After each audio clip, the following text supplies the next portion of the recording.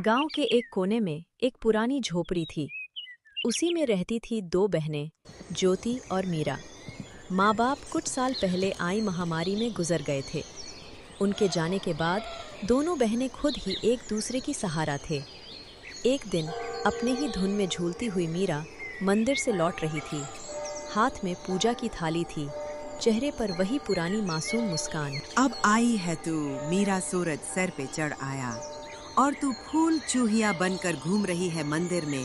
दीदी, मैं जल्दी आने वाली थी, लेकिन गौरी काकी की बकरी झाड़ियों में फंस गई थी। निकालने में थोड़ी देर हो गई। तेरा क्या है, तू तो सबकी मदद करती घूमती रहे, चाहे घर में चूल्हा जले या ना जले। दीदी, आप गुस्सा क्यों करती हो? माँ कहती थी जो दूसरों के काम आए वही इंसान कहलाता है। माँ अब नहीं है मीरा, और उनके कहे बातों की अब इस दुनिया में कोई मूल्य नहीं रही।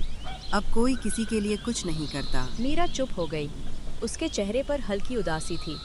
वो झोपड़ी के कोने में रखे उस लकड़ी के संदूक तक गई, जिसमें माँ की यादें अब भी सांस लेती थी। संदूक से निकाला हुआ एक साड़ी मीरा छू के अपनी दीदी से बोली, दीदी, जब ये साड़ी माँ पहनती थी ना, तब हमें देखकर मुस्कुराती थी, कहती थी तुम दोनों एक दूसरे का सहारा बनना। मीरा की बात सुनते ही ज्योति का चेहरा नम हो गया और उसकी आंखें पल भर को भीग गई। लेकिन ज्योति अपनी भावनाओं को छुपाते हुए मीरा से बोली, मैं तुझसे सख्त हूँ मीरा, क्योंकि मैं डरती हूँ अगर तुझे भी एक दिन कुछ हो गया तो मैं अकेले कैसे जीऊंगी। इस दुनिया ने मुझसे सब छीन लिया है। मैं नहीं चाहती तू भी मेरी तरह कमजोर पड़ जाए, इसलिए तुझे मजबूत बना रही हूँ। दीदी, आप कमजोर नहीं हो, आप ही तो मेरी ताकत हो। अगर आप मेरा हाथ थामे रखो तो दुनिया की आंधी भी मुझे हिला नहीं सकती। मीरा की बात सुन के ज्योति के चेहरे पर उसके माता पिता के जाने के बाद पहली बार हल्की सी मुस्कान आई। उसी समय गांव की पगडंडी पर 3 परछाइयां उनके झोपड़ी की तरफ बढ़ रही थीं। धर्मपाल बिल्ला और उनका बेटा कमल, वो थे बहनों के सगा चाचा चाची।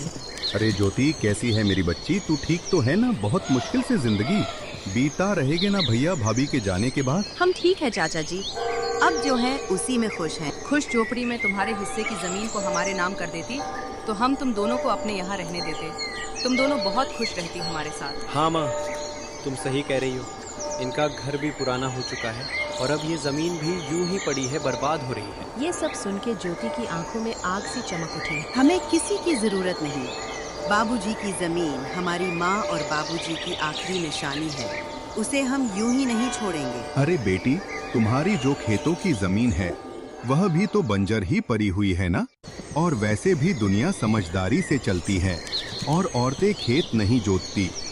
देख लेना, एक दिन रोती हुई आओगी हमारे पास, तब समझ आएगा कि रिश्तेदारों से मुंह नहीं मोड़ा करते। ज्योति को ये सब सुनाकर तीनों वहाँ से निकल गए, लेकिन मीरा ये सब घर के अंदर से सुन रही थी। ये सुन के उसका चेहरा उतर गया। दीदी, क्या सच में हम अकेले पड़ जाएंगे? वो लोग हमारी जमीन लेना चाहते हैं ना? हाँ मीरा, पर जब तक मैं जिंदा हूँ कोई हमारी जमीन छू भी नहीं सकता। तुझे कुछ नहीं होने दूंगी। रात को चूल्हे के आगे बैठी हुई मीरा अपनी दीदी से बोली, दीदी, माँ की साड़ी मैंने संभाल के फिर से संदूक में रख दी है। और हाँ दीदी, कल भागवत कथा है गांव में, चलोगे ना? मन को थोड़ा शांति मिलेगा सुन के। लोग बातें बनाते हैं, मीरा ताने मारते हैं और सोचते हैं कि हम प्रसाद के लालच में जाते हैं। पर हम तो अच्छे हैं ना, हमने कभी किसी की मदद नहीं ली है। हमें डर कर नहीं, डट कर जीना चाहिए दीदी। नहीं, हम नहीं जाएंगे, भगवान सब में है। तुम यहीं से भगवान को पूछना है और मंदिर भी जाना, लेकिन वहाँ जाने की जरूरत नहीं। यही सब बात करके दोनों बहनें जैसे तैसे रात का खाना खा के सोने जाते हैं।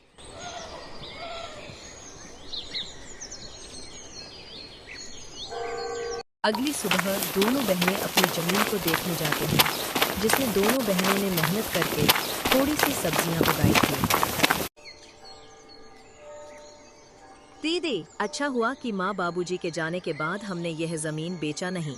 अभी देखो हमने मेहनत करके कितनी सारी सब्जियां उगाई है। अब हम किसी व्यापारी को यह बेच के थोड़े पैसे कमा सकते हैं। हाँ, तू ठीक बोल रही है। इसे बेच के कुछ दिन का तो गुजारा हो जाएगा, लेकिन क्या दीदी? इसे बेच के हम कुछ दिन ही गुजारा कर पाएंगे, उसके बाद क्या? अरे आप मायूस मत हो दीदी, मुझे सिलाई बुनाई का काम आता है, मैं वो करके घर खर्चे निकालूंगी। आप बस घर संभालना। कोई जरूरत नहीं तुझे ये सब करने की। तू क्या मुझे बेकार समझती है? तू घर पर ही रहना। मैं लोगों के घर काम करने जाऊंगी और मुझे बांस की सीजे बनाना भी आती है, जो बाबूजी ने सिखाया था। ये करके मैं घर का गुजारा निकाल लूंगी। ये सब बात करके दोनों कुछ समय अपने खेत में व्यतीत करने के बाद घर आते हैं और अपने अपने काम में लग जाते हैं।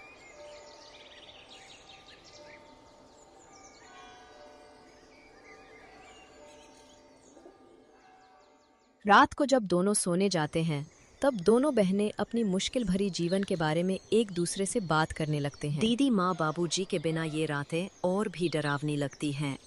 सब कुछ खाली लगता है ना दीदी? हाँ मीरा, पर अब हम माँ बाबूजी दोनों की जिम्मेदारी निभा रहे हैं। हमें हार नहीं माननी। ये जमीन, ये घर, सब कुछ उनका दिया हुआ है। हमें इसे बचाना है किसी भी कीमत पर। यही सब तो माँ बाबूजी की यादें हैं। ज्योति बहुत ही हिम्मती थी। वो तो किसी से मदद भी नहीं लेना चाहती, लेकिन उसे अपनी बहन को लेकर बहुत चिंता होती थी।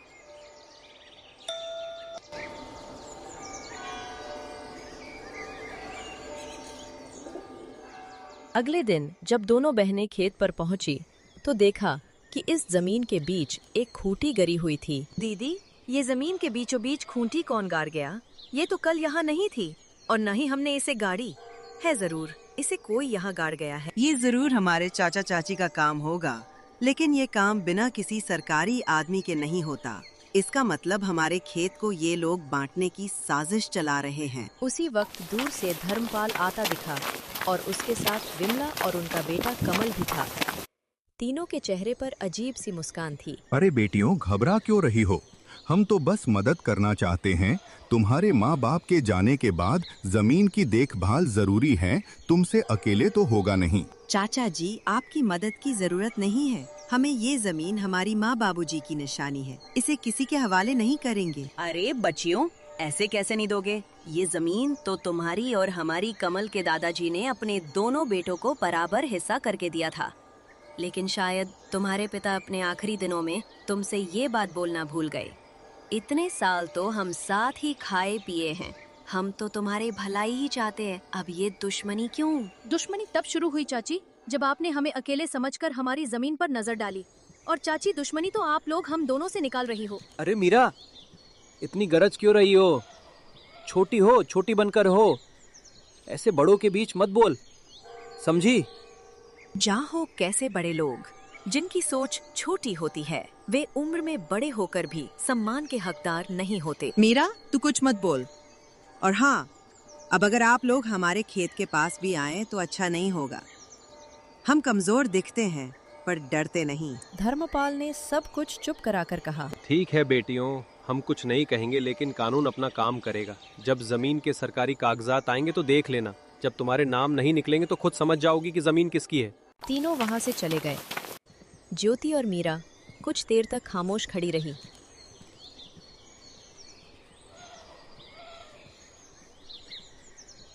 दीदी, क्या वो सच में कागज बदलवा सकते हैं? कुछ भी कर सकते हैं मीरा। लालच में आदमी अंधा हो जाता है। हमें किसी पे भरोसे नहीं करना चाहिए। अब हमें बहुत संभाल के रहना पड़ेगा। उसी दोपहर दोनों बहनें सरपंच के पास पहुंची। चौपाल में गांव वाले बैठे थे और वहां पहले से ही धर्मपाल बैठा हुआ था। सरपंच जी, हम आपके पास न्याय मांगने आए हैं। हमारे चाचा चाची जमीन हड़पना चाहते हैं और शायद पटवारी से मिलकर फर्जी कागज बनवा रहे हैं। हम अनाथ हैं, इसका मतलब यह नहीं कि हम बेबस हैं। हमें अपनी माँ बाबूजी की जमीन किसी हाल में नहीं देनी। कृपया आप हमारी मदद करें। धर्मपाल जी, अगर ये सच है तो ये गांव की मर्यादा के खिलाफ है। परिवार के नाम पर ठगी करना यहाँ नहीं चलेगा। सरपंच जी, ये लड़कियां हमें बदनाम कर रही हैं। हम तो बस जमीन की चिंता कर रहे हैं। इन दोनों बच्चियों को क्या पता यह जमीन के बारे में। यह जमीन के बाद तो इनके पिता और मैं ही जानते थे। मेरा भाई तो अब इस दुनिया में नहीं रहा, इसीलिए अब मुझे ही तो सब कुछ देखना पड़ेगा। गांव वालों में फुसफुसाहट होने लगी। हमने इन बच्चियों को बचपन से देखा है, ये झूठ नहीं बोल सकती। धर्मपाल के मुंह में राम बगल में छुरी। हम सब समझते हैं इसके बारे में। सरपंच ने इस बात को अगले दिन पंचायत में विस्तार से निकालने की बात की और फैसला अगले दिन देने की बात कही। बहनों की आंखों में पहली बार उम्मीद की चमक थी। रात को झोपड़ी में दोनों बहनें आपस में बात करती हुई, दीदी, क्या कल हमारा साथ देंगे गांव वाले? देखते हैं क्या होता है। मुझे किसी पर भी भरोसा नहीं रहा है। आखिर माँ बाबूजी के जाने के बाद मदद ही कहाँ की किसी ने हमारी। हमें बस भगवान पर भरोसा रखनी होगी। माँ बाबूजी तो नहीं है, पर उनका आशीर्वाद जरूर है हमारे साथ। आप देखना दीदी, हमारे साथ कुछ बुरा नहीं होगा। रात गहरी हो चली थी। दूर कहीं उल्लू की आवाज गूंजी और हवा में कुछ सिसकियां थीं, और उन सिसकियों में मीरा की भी सिसकियां शामिल थी। दोनों बहनों को चिंता की वजह से नींद भी नहीं आ रही थी। दीदी, विश्वास ही नहीं होता है ना कि हम अब अकेले हैं। कभी कभी तो ऐसा लगता है कि बाबूजी अचानक आएंगे और मुझे गले लगा लेंगे। हाँ मीरा, मुझे भी उनकी कमी खटकती है, लेकिन तू चिंता मत कर, मैं हूँ ना। जब तक मैं जिंदा हूँ तुझे किसी चीज की कमी नहीं होने दूंगी। लेकिन दीदी, जब माँ बाबूजी गए तब सबने कहा था हम हैं तुम्हारे साथ। फिर धीरे धीरे सब दूर होते गए। चाचा चाची तो जैसे बस हमारे हिस्से की जमीन के लिए ही हमारे करीब थे। ज्योति की आंखों में आंसू थे, लेकिन उसने उन्हें छुपाया। उसे अपनी बहन के सामने कमजोर नहीं पड़ना था। दुनिया बहुत चालाक है मीरा। रिश्ते अब खून से नहीं धन दौलत से बनते हैं, लेकिन हम भी अब चुप नहीं रहेंगे। अगर हमें अपने अधिकार के लिए लड़ना पड़े तो लड़ेंगे।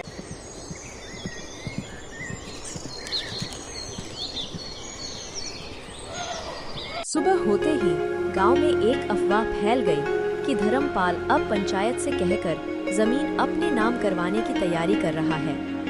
गांव की गलियों में लोग कानाफूसी करने लगे। अरे सुन सुगो, धर्मपाल ने तो कमाल कर दिया। अपने ही भाई की बेटियों को बेघर करना चाहता है।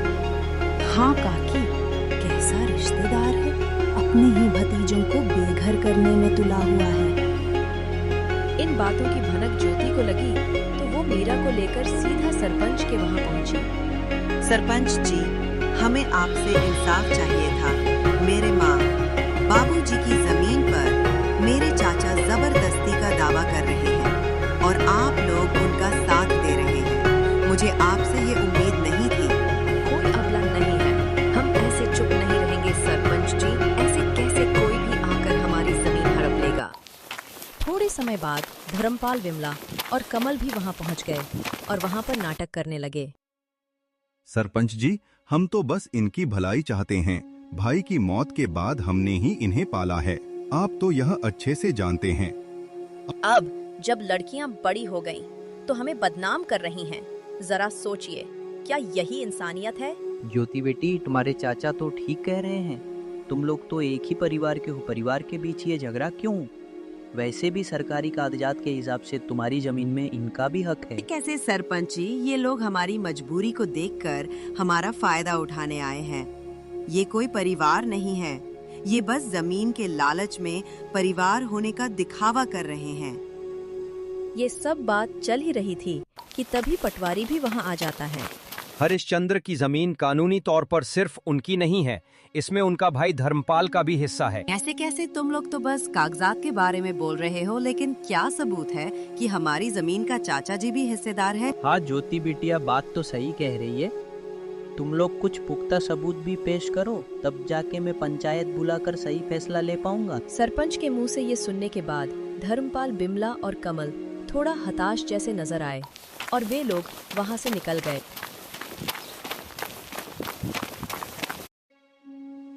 अरे पटवारी, तुम किसका इंतजार कर रहे हो? तुमको नहीं जाना उनके पीछे छे? कितने पैसे खिलाए थे मेरे चाचा ने? पटवारी शर्म से वहां से निकल जाता है। बिटिया, मुझे गलत मत समझना। मेरे आंखों के सामने जो आया, मैंने उसे ही सच मान लिया। इस बार मैं अच्छे से जांच पड़ताल करके एक नतीजे में पहुंचूंगा।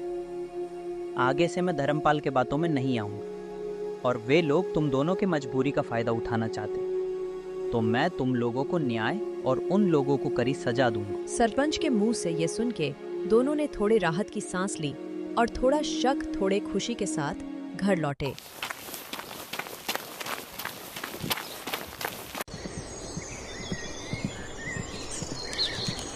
रात होते ही दोनों बहनें फिर से चारपाई में बैठ के बात करने लगते हैं।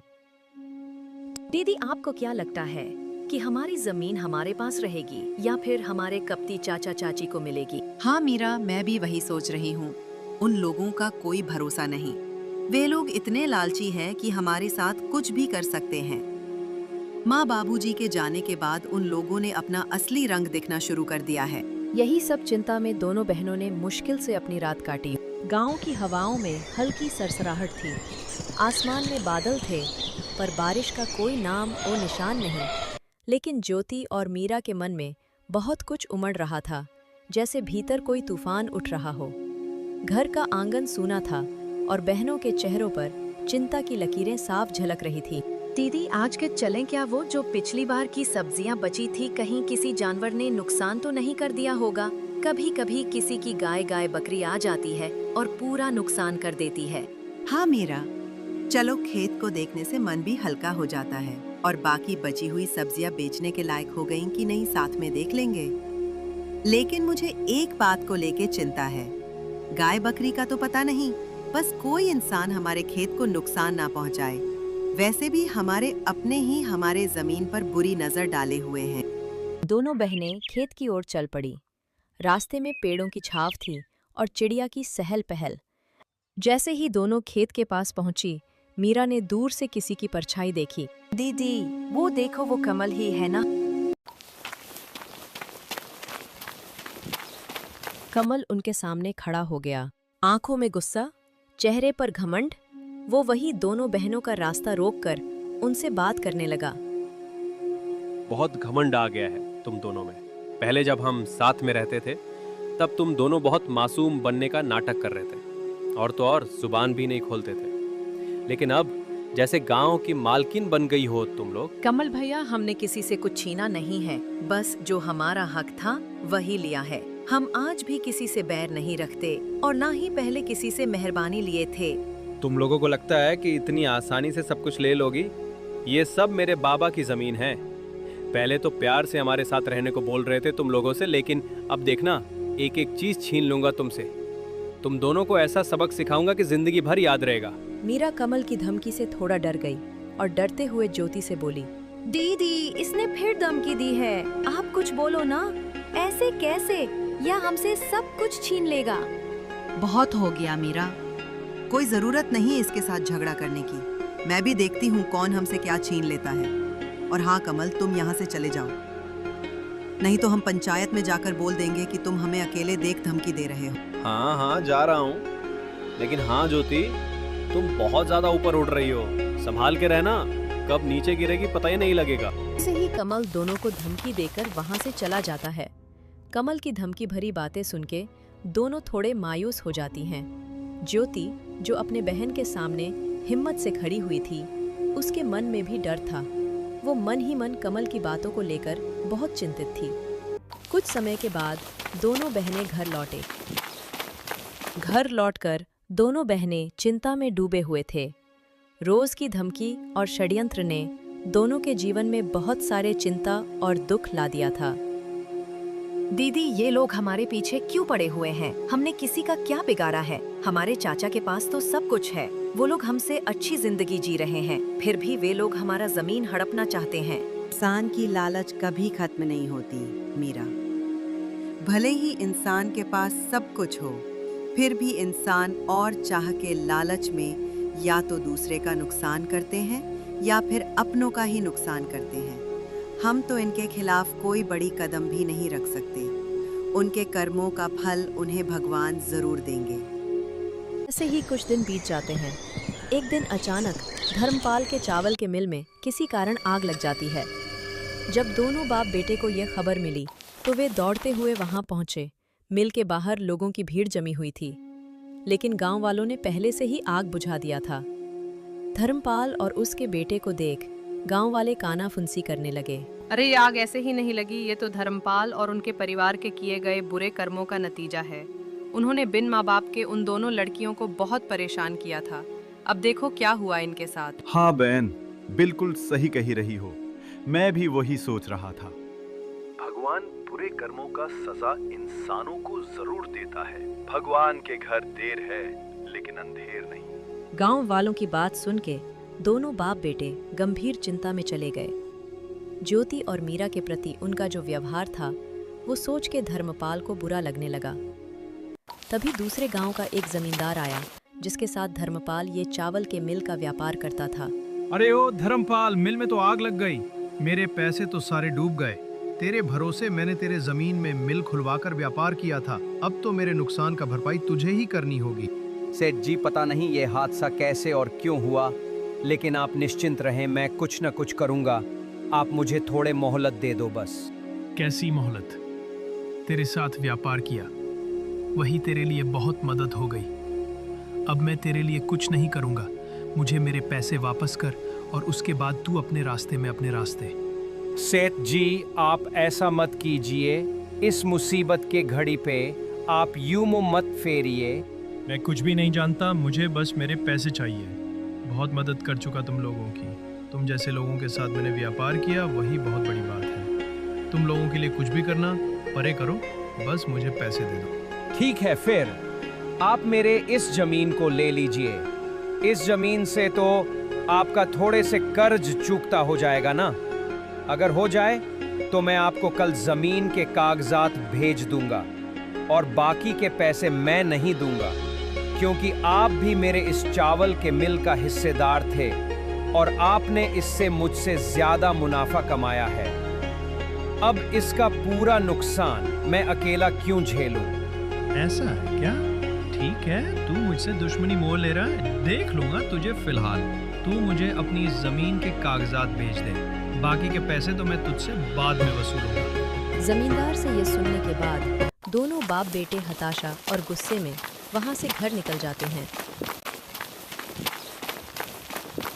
घर जाकर धर्मपाल अपनी पत्नी से आज के दुखद हादसे के बारे में बताता है। अरे भाग्यवान, हमारे साथ ये क्या हो गया? हम तो पल भर में बर्बाद हो गए, पूरा कारोबार, जमीन, सब कुछ छीन गया। अब तो बस ये घर ही बचा हुआ है। मुझे पता है ये सब भगवान हमारे बुरे कर्मों का फल दिया है हमको।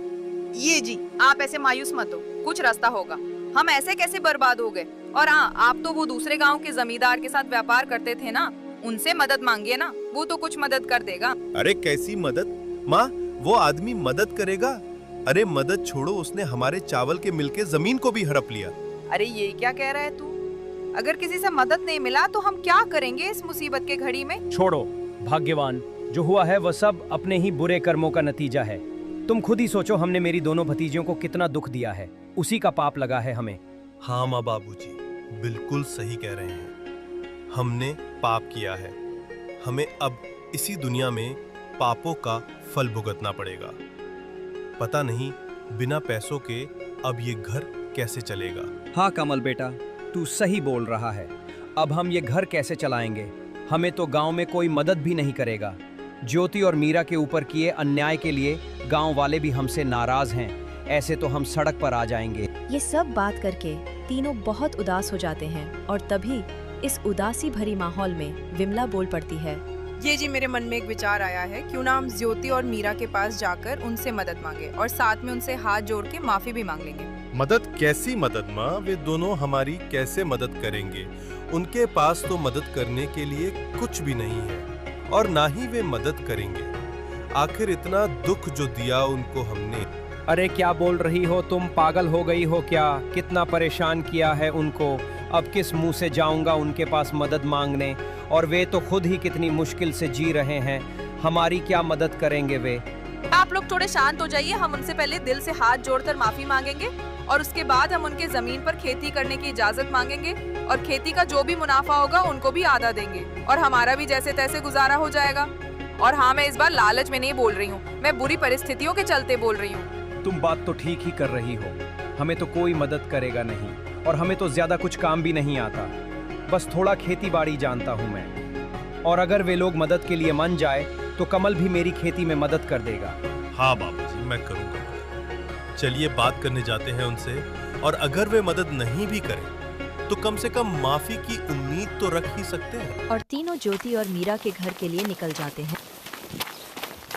क्या दीदी नेवी ऐप अच्छा है? हाँ, क्योंकि उससे पेमेंट करने से हमें भी पैसे मिलते हैं और इसमें हर बार पेमेंट करने पर हमें कॉइन मिलेंगे। ये बोल के तीनों ज्योति और मीरा के घर पहुँचे। चाचा जी, आप लोग अब यहाँ क्या लेने आए हो? ज्योति बेटी, हमारा चावल के मिल पे आग लग गई है। हम तो पूरा बर्बाद हो गए। हाँ, मुझे पता चला आपके बारे में और मुझे इस बात का खेद है, लेकिन आप हमारे पास क्यों आए हो? क्या आपको लगता है कि आग हमने लगाया है? नहीं ज्योति, तू हमें गलत समझ रही है। हम तो तुम दोनों से माफी और मदद की आस ले आए हैं। मदद? कैसी मदद चाहिए? क्या मदद चाहिए आपको? हम तो खुद ही जैसे तैसे जी रहे हैं और आप किस हक से मदद मांग रहे हो? हम हैं ही कौन आप लोगों के? बिमला ने गिड़गिड़ाते हुए ज्योति और मीरा को सब कुछ बताया और ये सब बात होते समय धर्मपाल और कमल शर्मा से अपनी सिर झुका लिया था। मीरा बिमला की बात सुन के बोली, हम मदद करेंगे चाची, जो हुआ सो हुआ। आखिर आप लोग हमारी चाचा चाची हैं, हम आपके साथ हैं। क्या बोल रही तू मीरा? पागल हो गई है क्या? भूल गई कितना दुख दिया है इन लोगों ने हमें, और हमारे बुरे समय में ये लोग कहाँ थे? अब क्यों मदद करेंगे हम इनकी? आज पो दीदी, आज माँ बाबूजी होते तो वे भी इन मुसीबत में इनकी मदद करते। और माँ बाबूजी कहा करते थे कि माफी बहुत बड़ी जीत है और माफ करने वाला ही असली विजेता है। फिर भी मीरा, मैं इन लोगों की करतूत नहीं भूलूंगी।